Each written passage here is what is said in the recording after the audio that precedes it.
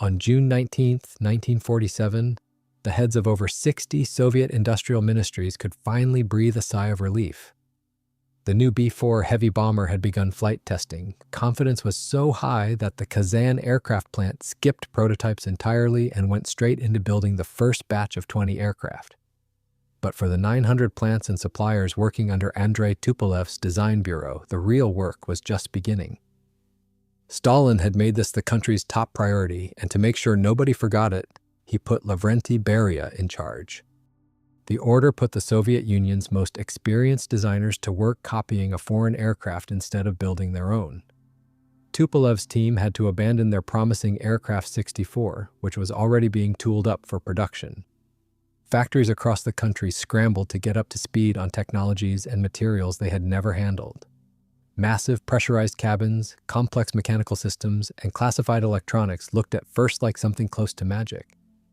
But the American design turned out to be extraordinarily well thought out and perfectly suited for mass production. By the spring of 1947, the first aircraft was finished. The crew came from the Kazan factory, commanded by one of the Flight Research Institute's most experienced test pilots, Nikolai Rybko. The bomber was ferried to the airfield at Zhukovsky near Moscow, where state acceptance trials began.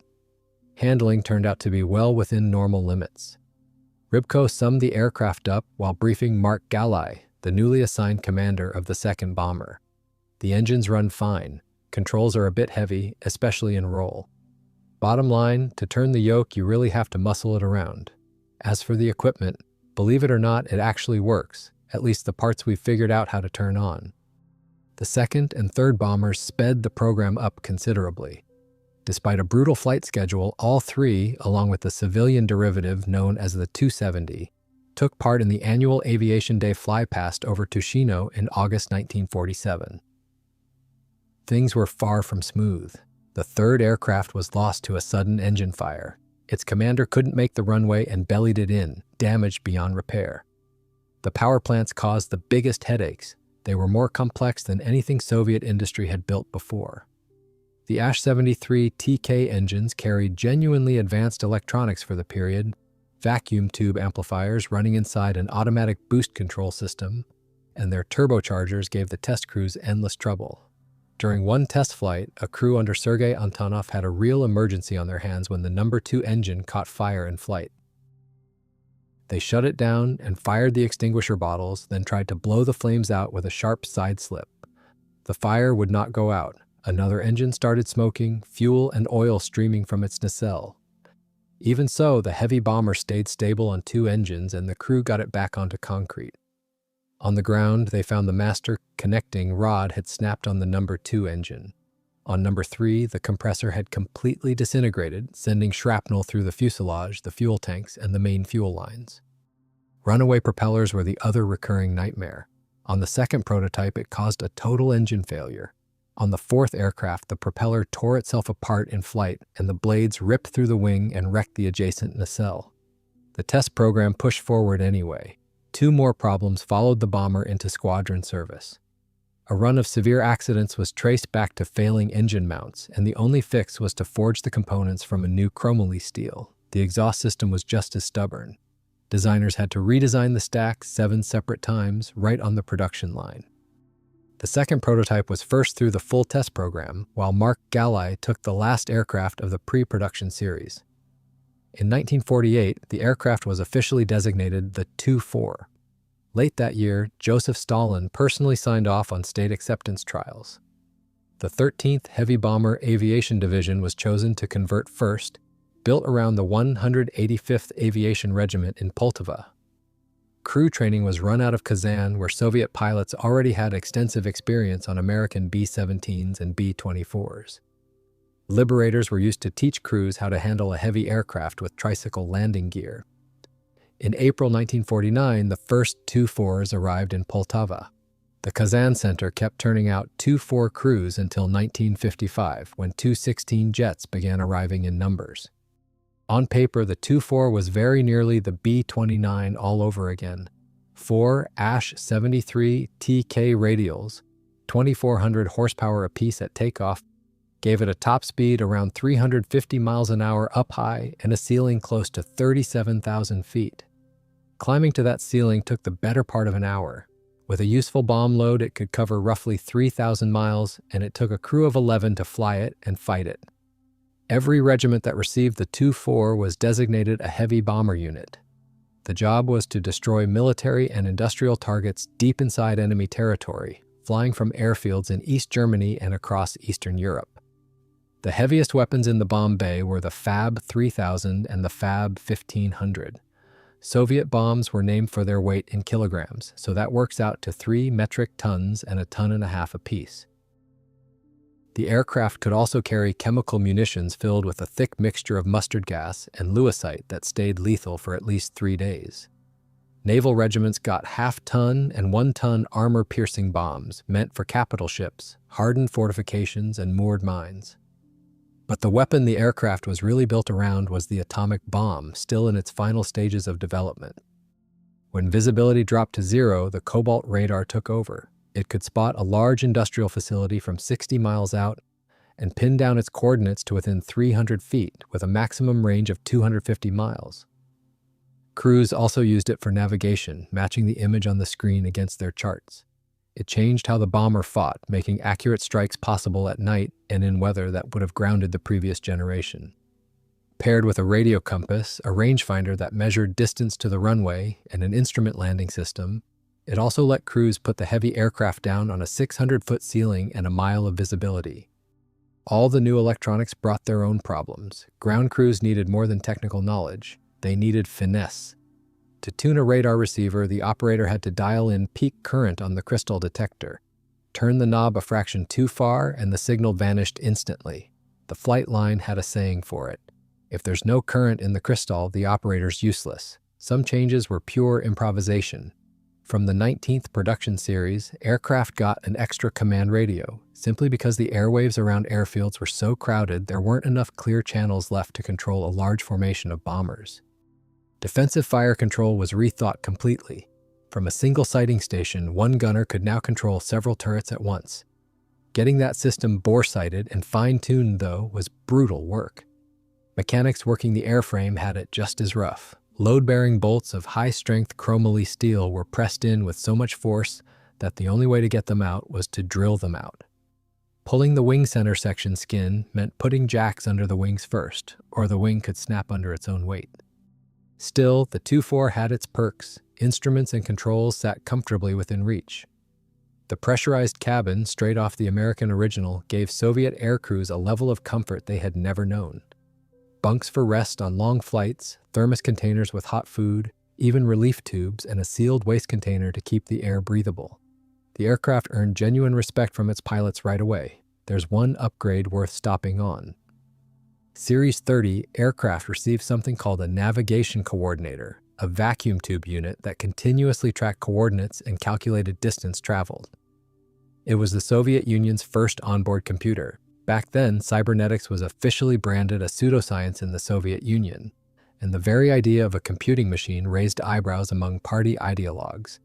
To avoid ruffling feathers, engineers cooked up that harmless-sounding cover name for a genuinely groundbreaking piece of gear. The bomber's defensive armament went through its own drama. Tupolev wanted heavier guns from the start. The first time he laid eyes on the prototype 23mm cannon, he slapped his hand on the feed cover and barked, "Now this is exactly what we need. This is going to be a real weapon." Getting it to work was another matter. Recoil on early production guns topped 11,000 pounds of force, varied wildly from gun to gun, and shook the entire turret mount. Acceptance testing was halted, and the Design Bureau's leadership was hauled in front of Nikolai Bulganin, deputy head of the Soviet government. A hydraulic buffer on the recoiling barrel finally cut the recoil in half. State trials were run on the Tu-4 itself in the summer heat of Central Asia. The airfield had no paved runway, sand blew across it all day, and the heat was punishing. The bombers flew 4-hour missions, and at altitude the temperature dropped to -40 degrees Fahrenheit. The guns were run through every mode, including emergency scenarios, and they held up. The new mounts also got round counters and more powerful electric drives that finally uncoupled turret, traverse speed from the speed of the aircraft itself. The gun had a rival designed by Boris Shpetalny, and the two were tested head-to-head. It came down to endurance. Doctrine required a bomber turret to dump its entire ammunition load in one continuous burst. Shpetalny's cannon couldn't take the heat and failed catastrophically, ending any plans to put it on the Tu-4. Then there was the identification friend or foe transponder. It was highly classified, and to keep it out of enemy hands, the unit carried a pyrotechnic self-destruct charge. It could be fired manually from a button on the pilot's panel or automatically by an inertia switch in a crash or belly landing. Before flying over contested territory, crews had to plug in the arming connector. The pressure and the endless rote memorization of security procedures had predictable results. Under stress, pilots would sometimes confuse the drills and blow the classified unit up in flight. Other times, a hard landing was enough to trip the inertial sensor. The charge was small, so the explosion was barely audible in the cockpit. Designers added a little indicator flag so crews could tell whether the unit was still intact, but poor placement and constant vibration kept snapping it off. Pulling the thing out for routine inspection was tricky and genuinely dangerous. In the end, the transponder became a nightmare for air crews, and pilots would quietly shut it off, even though that was strictly forbidden. Soviet bureaucracy found other ways to guard secrets. Every factory used its own serial numbering scheme, and in the early 1950s, they started changing the leading digits of coded designations across the board. The Tu-4 itself was referred to in classified documents simply as Aircraft R. That name stuck until 1955. Squadron service turned up an endless supply of small, stubborn irritations. On training flights, the radar radome needed a protective cover because the lower turret ejected hot shell casing straight onto it. Loading heavy bombs into the aft bomb bay was blocked by a radar antenna sticking out underneath, until engineers built a mechanism to retract it into the fuselage, and the command radio's antenna kept snapping off from icing on high-altitude missions, forcing a switch to much heavier wire. A full overhaul of the bomb armament came later, taking the maximum load from 6 tons of bombs to more than 10, and adding racks that could take the heaviest ordnance in the inventory. That standardized layout was rolled out across every new Soviet bomber that followed. Some fixes took absurdly long. The flight engineer position existed from the very first day of Tu-4 operations, but a proper seat for him didn't arrive until much later. Until then, he sat through hours-long flights on his own parachute. And when the radar altimeter kept behaving erratically, specialists spent a long time on complicated adjustments before stumbling on the answer. Space the antennas farther apart. It worked perfectly after that. Other fixes came out of tragedy. Investigators looking into a series of crashes where the Tu-4 would suddenly drop a wing or pitch down on final approach uncovered a bizarre cause. The tail gunner was doing it. Procedure required him to start the auxiliary power unit, which meant standing up from his seat in a cramped turret. Struggling for balance, he would instinctively grab whatever was closest, which happened to be the rudder trim cables. Once engineers worked that out, they put guards over the cables. In March 1951, one of the country's major aircraft plants was handed to designer Vladimir Myasishchev, and Kubyshev began preparing to build a promising Tupolev bomber designated Model 85. That project eventually grew into the aircraft the world would come to know as the Tu-95. At the same time, Kazan was transitioning to the new Tu-16 jet. The era of the piston-powered Tu-4 was ending almost as soon as it began. About 1,000 were built, but before that, designers had one overriding priority: adapting the aircraft to carry the ultimate weapon of the era. The first Soviet nuclear device was designated RDS-1. Officially, those 3 letters stood for nothing at all. Unofficially, designers and crews backfilled them with Russian phrases that happened to fit. One version had them standing for Russia does it herself. Another for Stalin's jet engine. The device was tested on August 29, 1949, on top of a steel tower, though it was already designed for air delivery. It was based on the American plutonium bomb, Fat Man, dropped on Nagasaki. 3 Tu-4s were modified for drop tests and designated Tu-4A. Engineers fitted a new arming system and a custom bomb rack, since the mounting lugs on early atomic bombs ran crosswise on the casing. The crew's only protection against the flash and thermal radiation of a nuclear detonation was a set of blackout window shades and dark goggles. Testing began with a long series of drops using dummy bombs. Engineers worked through the parachute, the tail fins, and the radar altimeters that triggered detonation at a precise altitude. Stability was hard to achieve because of the bomb's bulky, squat shape. As a contingency, a small batch of 5 live bombs was produced. They were meant to arm operational Tu-4s, but they never left the secret facility at Arzamas 16. On October 18, 1951, at 1 in the afternoon Moscow time, a Tu-4A crew commanded by Colonel Konstantin Urzhontsev carried out the first live airdrop over the Semipalatinsk test site. The bomb, nicknamed Maria, yielded around 30 kilotons. The first weapon actually built for mass production was Tatiana. Next to the bulky RDS-1, its casing was less than a quarter the size and far more streamlined, and the weight came down from about 5 tons to a little over 1. From the outside, it looked little different from an ordinary high-explosive bomb. It entered service in 1953 at a production rate of roughly 20 weapons a year. Air crews were openly skeptical of the new weapon, and constant scrutiny from state security only added to the tension. To put those doubts to rest, High Command decided to run a live nuclear exercise. They chose the Orenburg region near the Totskoye railway station. In the spring of 1954, construction began on a range built around an exact replica of a U.S. Army battalion defensive position. The plan was ambitious: drop a nuclear bomb on the position, follow up with ground attack strikes, then send a motorized rifle regiment in to assault it. Defense Minister Bulganin, Exercise Director Marshal Zhukov, and military observers from Allied nations watched in person, from a bunker about 1.5 miles from the front line of the simulated American defenses. Training runs went badly. A full-scale test shape of Tatiana dropped from the brand-new Tu-16 jet came down nearly 0.5 mile off target. With an error that wide, there was a real chance of putting a nuclear weapon on the bunker full of generals.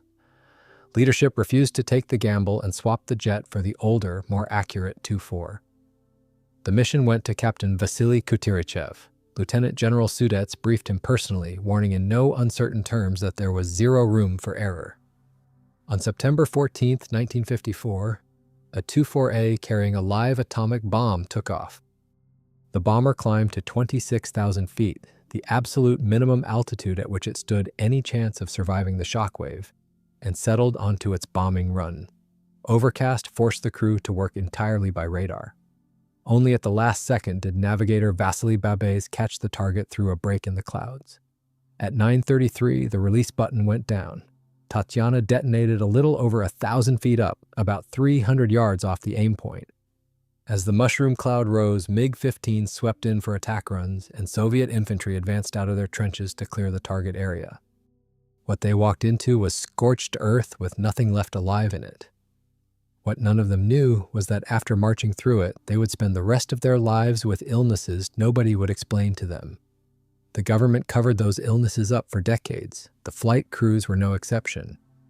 By then, the Tu-4 had already changed calculations on the other side of the world. A classified United States National Security Council directive dated April 14, 1950, assessed a growing Soviet fleet of Tu-4s, alongside a small but expanding stockpile of atomic bombs. Its conclusion was that this changed the arithmetic of a war in Europe. NATO troop concentrations were now within reach.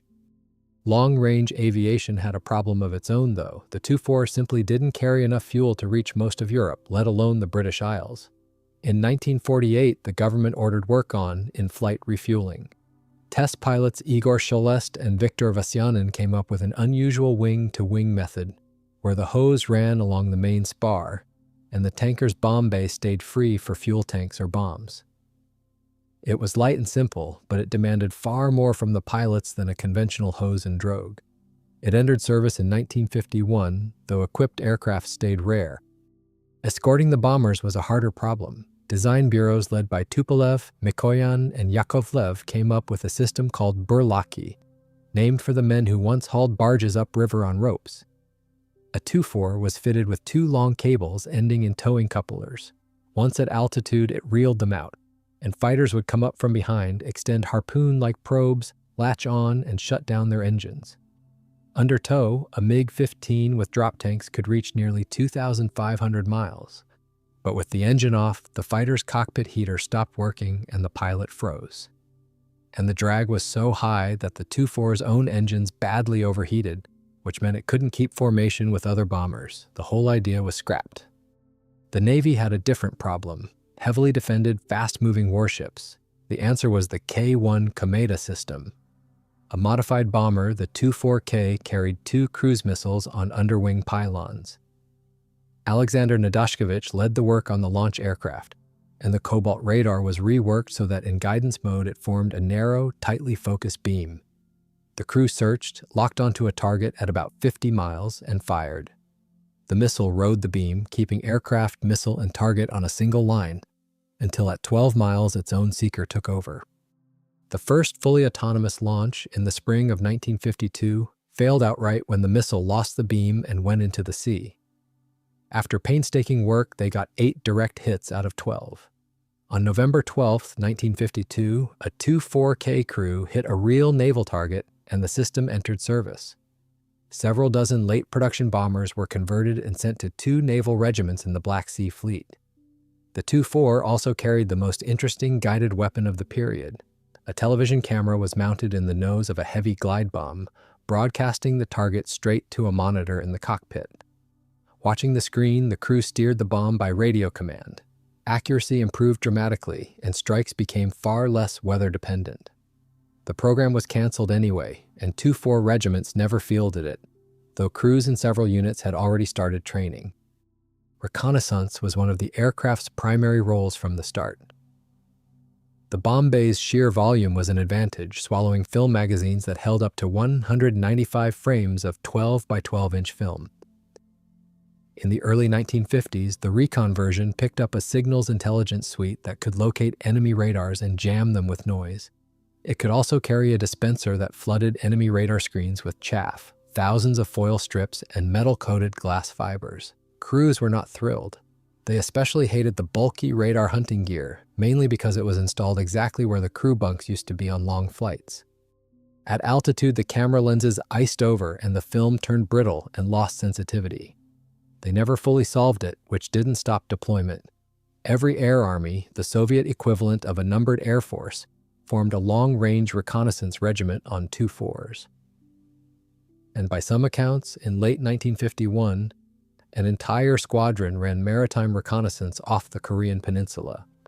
The aircraft also served as a drone carrier. 6 were modified to launch 2 target drones each. Even stripped of guns and much of the avionics, a Tu-4 with 2 drones under the wings needed a punishing 2 hours to reach 26,000 feet, burning an enormous amount of fuel. A ground-launched version of the drone followed shortly after. The very last variants to leave Soviet service in the mid-1960s were navigator trainers used to practice radar navigation and bomb aiming. Students rode inside the bomb bay, taking turns at the navigator station to work through their drills. In the early 1950s, Tu-4s also flew a complete, highly detailed aerial survey of the entire Soviet Union, a job handed to civilian crews with Beria personally overseeing it. And as the jet age pushed the piston bomber aside, many airframes found a final role as flying testbeds. After the first prototype Tu-95 crashed, a Tu-4 was converted to fly its turboprop engines. Over the following years, the Tu-4 carried nearly every major new Soviet jet and turboprop engine into the air for the first time.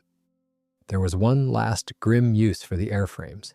Because the Tu-4 was a copy of the B-29, Soviet specialists realized they could use it to measure what it would take to shoot down an American bomber.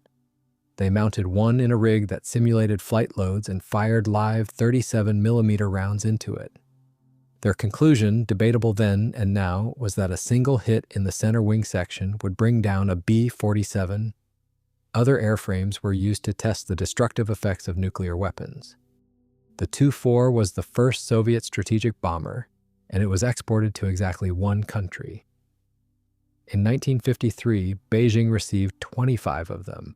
Training for the Chinese crews began on site under Soviet officer Alexander Belenko, with Defense Minister Marshal Zhu Di overseeing things on the Chinese side.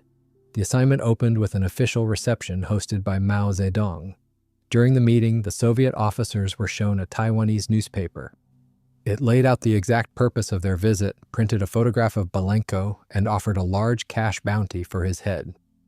Training started with strict discipline, and it had to get past a severe language barrier. The Chinese pilots were remarkably dedicated students, making up for a lack of formal military education with sheer work. Motivational methods, though, were unusual. If a crew missed the target on a practice run, the pilots had to step forward at post-flight formation and explain why they had wasted fuel and engine hours. If the explanation wasn't convincing, the whole crew went to the guardhouse for 2 hours to think about it. Then the formation was repeated from the beginning. One of the few real disciplinary problems was pilots eating their in-flight rations the moment the aircraft reached cruising altitude. Command issued a specific order about it.